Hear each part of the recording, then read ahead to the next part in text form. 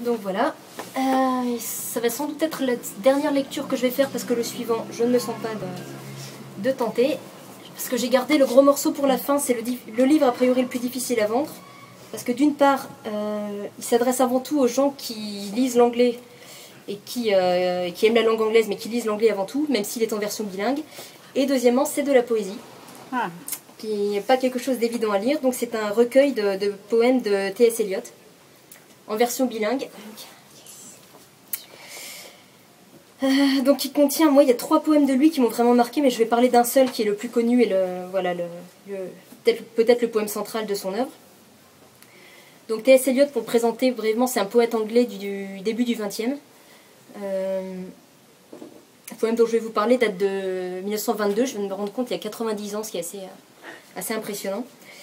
Et ce qui est frappant, c'est que c'est quelqu'un qui a laissé une empreinte absolument énorme, et quand on s'intéresse à la littérature anglaise sous toutes ses formes, ou même dans le cinéma, dans la culture populaire partout, on tombe constamment sur des citations de T.S. Eliot sans forcément savoir que c'est lui. Moi, la première fois que je l'ai lu, mais toutes les 2 pages, je m'arrêtais en disant « Ah tiens, c'était ça !» Et alors par exemple, j'ai découvert qu'il y a un passage d'Apocalypse Now où le colonel joué par Brando lit le poème de Hollow Man. Il y a une vidéo sur le net assez impressionnante. Pour les gens ici qui liraient de la SF, je pense qu'il y en a quelques-uns et qui auraient lu le cycle de la culture de Ian Banks. Il y a 2 titres qui sont en anglais, Look to Windward et Consider Phlebas.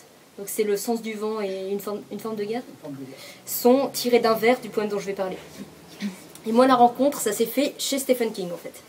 Parce que le 3e livre de La Tour Sombre, qui s'appelle en anglais The Wastelands et en français Terre perdue, commence par une citation en exergue de ce poème The Wasteland. Et je crois que le roman s'articule, enfin il y a 2 parties qui sont des vers du poème, je me souviens plus bien, mais il y a des références à l'intérieur du roman. Et j'avais été tellement marquée par cette citation en exergue, qui se termine par une phrase que je trouve magnifique, c'est en anglais I will show you fear in a handful of dust, qui est traduit par je te montrerai ton effroi dans une poignée de poussière. J'ai tellement scotché sur cette phrase que je me suis dit un jour je vais aller lire ce qui est autour. Donc pendant des années j'ai tourné autour, j'ai pas osé. Et un jour j'étais à Londres, je tombe sur un recueil en anglais, je l'achète, je rentre dans ma chambre d'hôtel, j'ai pris peut-être 1 heure pour lire The Wasteland, ça fait 1 an et demi et j'y repense tout le temps. Pour quelque chose qui a pris 1 heure de lecture, c'est un poème qui rend complètement obsessionnel quand on rentre dedans. C'est quelque chose de vraiment incroyable. Mais j'y repense tout le temps, il est sur ma table de chevet, je le reprends régulièrement, je relis, je cherche. C'est vraiment devenu une obsession ce poème. Donc pour vous expliquer pour tenter d'expliquer de quoi il s'agit. Donc The Wasteland, c'est un poème qui fait je crois une 20aine ou 30aine de pages, il est très long. Et c'est une espèce de patchwork de fragments qui sont mis bout à bout.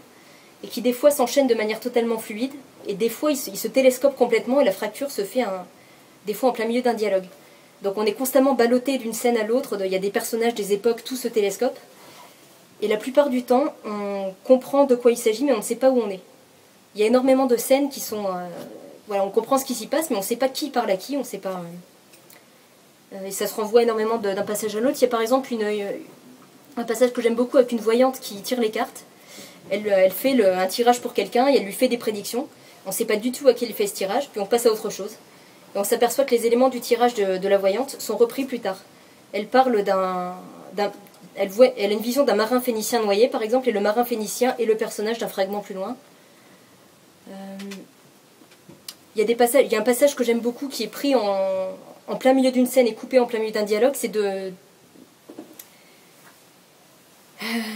femmes dans un pub, en fait. J'ai découvert le contexte tout récemment, je ne savais pas du tout qui parlait à qui.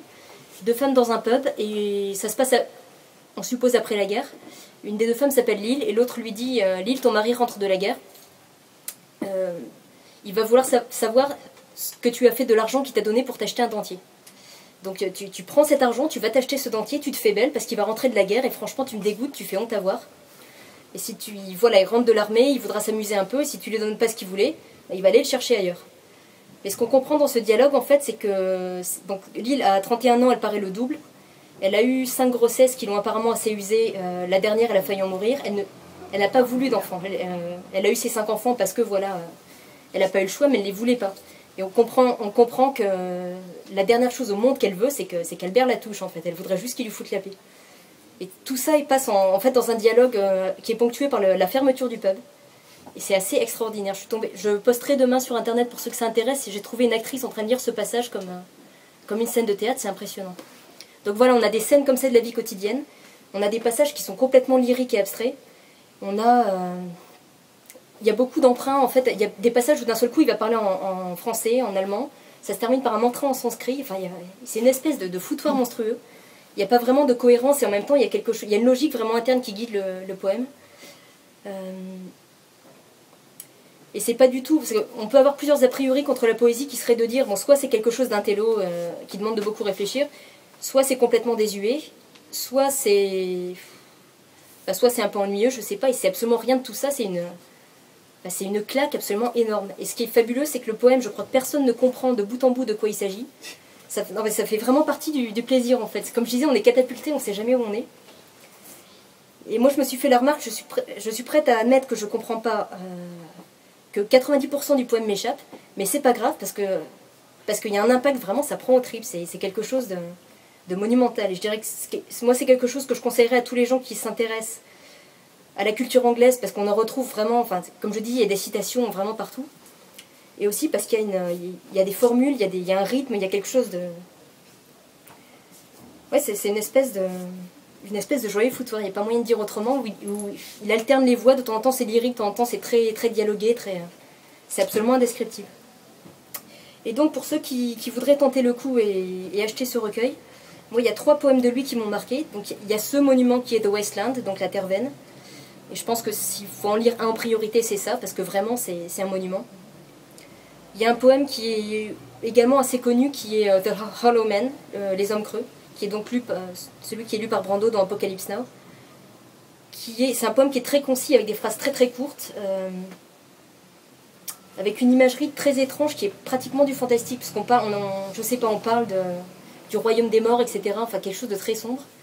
Et il est encore moins compréhensible, j'ai envie de dire, mais il est vraiment frappant. Il se termine par cette phrase que vous connaissez peut-être, d'ailleurs Nancy Houston termine son journal dessus, qui est « This is the way the world ends, not with a bang but a whimper ». Donc je ne sais pas du tout comment ils l'ont traduit. D'ailleurs je l'ai ici. Mais je ne sais pas où c'est. Moi c'est une phrase que j'ai vue citer très souvent avant de savoir que ça venait de là. Et l'autre poème en tout cas en France un peu moins connu mais qui m'a vraiment scotché, c'est donc en anglais c'est The Love Song of J. Alfred Prufrock. Oui, je vois qu'il y a personne qui réagit, donc c'est la chanson d'amour de J. Alfred Prufrock. Alors c'est un poème assez court, et pour tenter d'expliquer, parce qu'il y a, voilà, c'est pas évident, il est question d'un homme vieillissant de la bonne société anglaise qui se rend quelque part, on suppose qu'il va...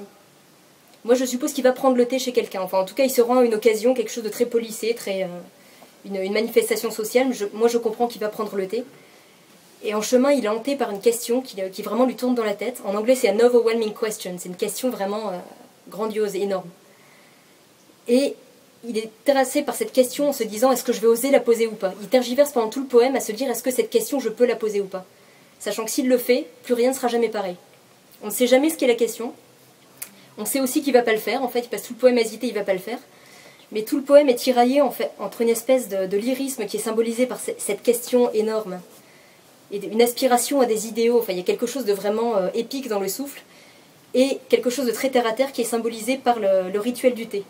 Il dit par exemple à un moment donné, il y a une phrase qui est « I have measured out my life with coffee spoons ». J'ai mesuré ma vie avec des cuillères à café. Il y a constamment ces deux champs lexicaux qui se... C'est pas tellement qui s'entrechoquent, c'est tiraillé de l'un à l'autre et parfois dans la même phrase, et c'est un exercice de style absolument brillant. Moi c'est un poème qui m'a scotché à la première lecture. Donc voilà, si jamais des gens ont envie de tenter un peu de la poésie anglaise, je pense qu'il y a une chose qu'il faut lire absolument, c'est ça, et c'est notamment The Wasteland. Mais ça par contre je ne vais pas vous en lire d'extrait parce qu'en français c'est pas pareil et en anglais j'ai pas l'accent. Donc si vous voulez feuilleter, tout est ici. Et j'ai terminé.